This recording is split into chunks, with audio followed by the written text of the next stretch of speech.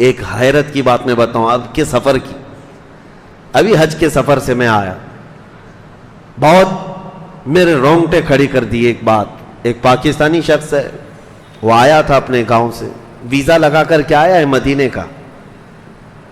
اللہ کرے کہ ہماری زندگی میں ایسی نوکری مل جائے. میرے مرشد گرامی حضور تاج الشریعہ رحمۃ اللہ تعالی علیہ فرماتے, بلحوث سن, سیم و زر کی بندگی اچھی نہیں, ان کے در کی بھیک اچھی, سروری اچھی نہیں. جو یہاں کا فقیر بھی ہو گیا وہ بادشاہ سے کم نہیں ہے. پاکستانی شخص تھا, آیا کام کاج کے لیے مدینہ طیبہ میں. آنے کے بعد جو کفیل ہوتا ہے, کفیل کا جو عرب ہوتا ہے اسپانسر, جس کے ذریعے سے ویزا ملتا ہے کمپنی کو یعنی گورنمنٹ کو, وہ یہ ذمہ داری دیتا ہے کہ یہ شخص میری کفالت میں ذمہ داری میں نے اس کو بلایا. یہ کفیل کا سسٹم وہاں پر ہے, اسپانسر. تو اب 2-3 مہینے نہیں گزرے تھے کہ ہوتے ہیں بہت سارے لوگ, وہ گھبرایا ہوا بار بار اپنے گھر کو یاد کرتا ہوا بھاگنے کے چکر میں تھا. لیکن پاسپورٹ تو کفیل کے ہاتھ میں ہوتا ہے. سعودی بڑے سخت ہوتے ہیں, پاسپورٹ ہاتھ میں لے لیتے ہیں, جانے نہیں دیتے. نہ وہ جا سکتا, بغیر پاسپورٹ کے سفر نہیں کر سکتا, کہیں ادھر ادھر نہیں جا سکتا.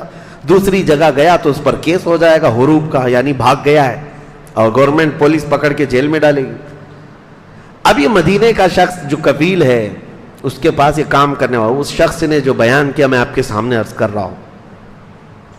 2-3 مہینے کے بعد گھبرایا ہوا روتا تھا, بھاگنے کا ارادہ تھا. اس نے آ کر کے اپنے کفیل سے, جو عرب تھا مدینے کا تھا, اس سے کہا کہ مجھے وطن جانا ہے, گھر جانا ہے. تو اس نے کہا نہیں, میں نہیں جانے دوں گا.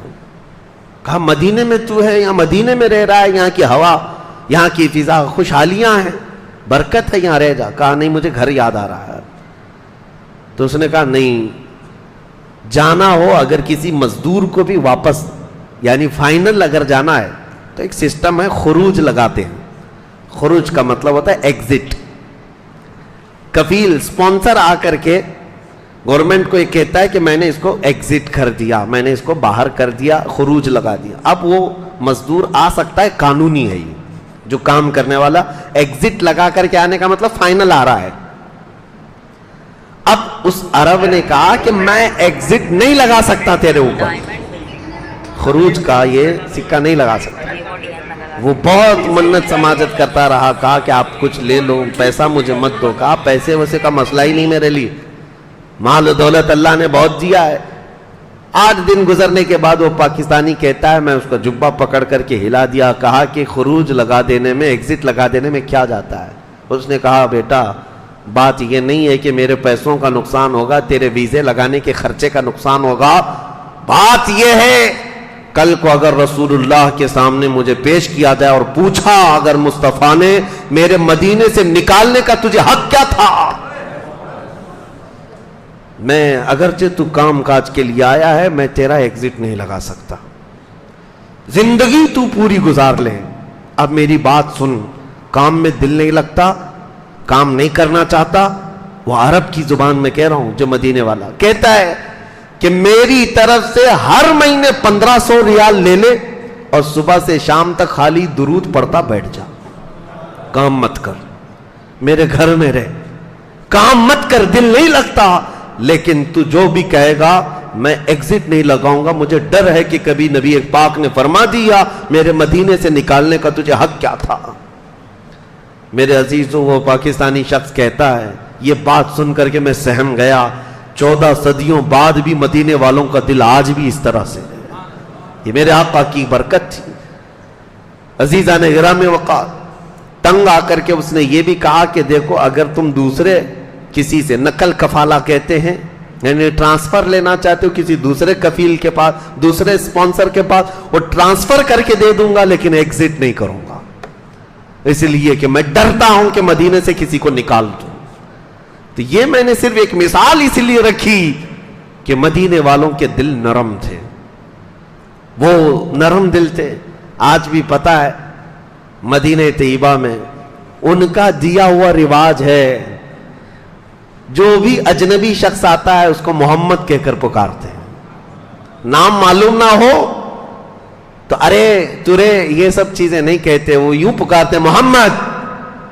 جو بھی اجنبی شخص ہو جس کا نام نہیں پتا ہے اس کو وہ لوگ محمد کہہ کر پکارتے ہیں، محمد کہہ کر پکارتے ہیں. اور یہ طریقہ آج کا نہیں، 14 صدیوں سے چلا آ رہا ہے. ان کے جو علماء ہیں وہ کہتے ہیں یہ رواج ہمارے بزرگوں نے دیا ہے کہ سب سے پہلے ہمارے مدینے میں جو شخص آیا اجنبی وہ محمد عربی صلی اللہ تعالی علیہ وسلم کی شکل میں، اور ایسے آئے کہ ہمیں دنیا کی اجنبیت سے نکال کر پوری دنیا کا مرکز بنا دیا. جو بھی آتا ہے مدینے میں مہمان ہم اس کو محمد کہہ کر پکارتے ہیں.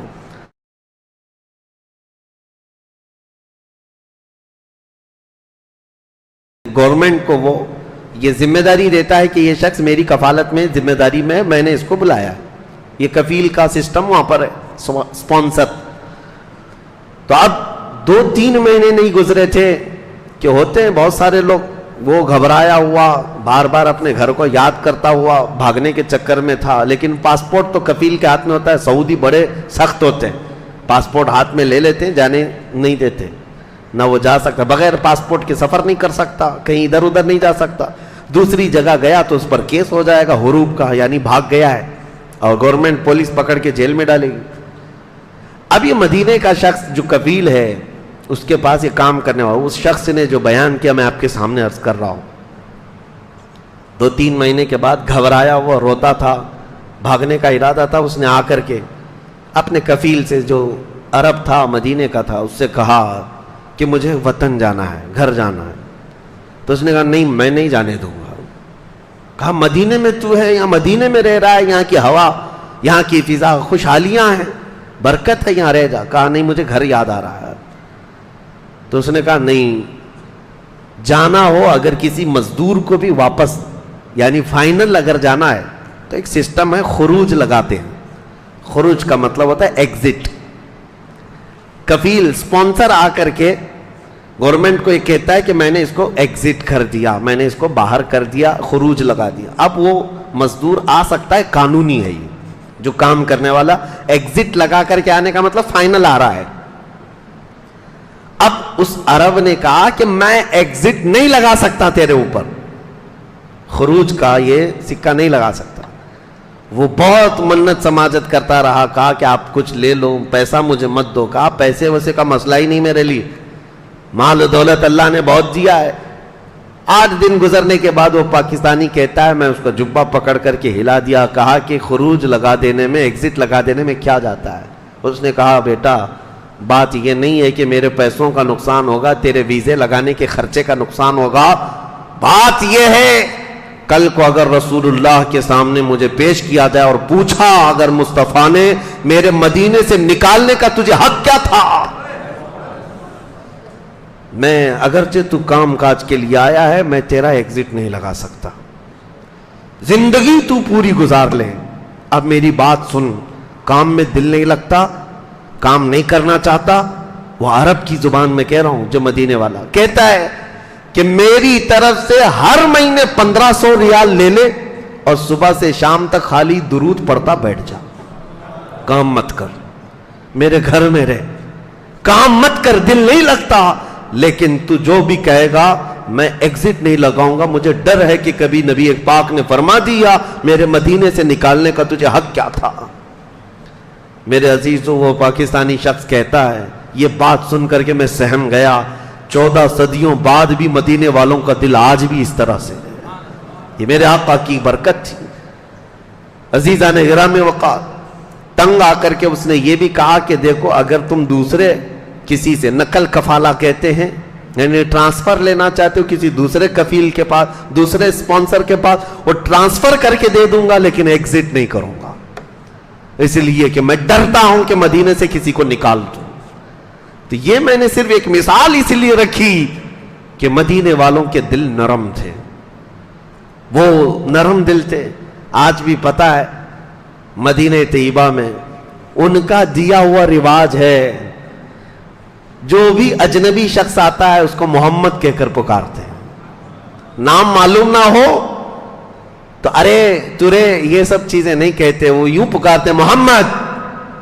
جو بھی اجنبی شخص ہو جس کا نام نہیں پتا ہے اس کو وہ لوگ محمد کہہ کر پکارتے ہیں، محمد کہہ کر پکارتے ہیں. اور یہ طریقہ آج کا نہیں، 14 صدیوں سے چلا آ رہا ہے.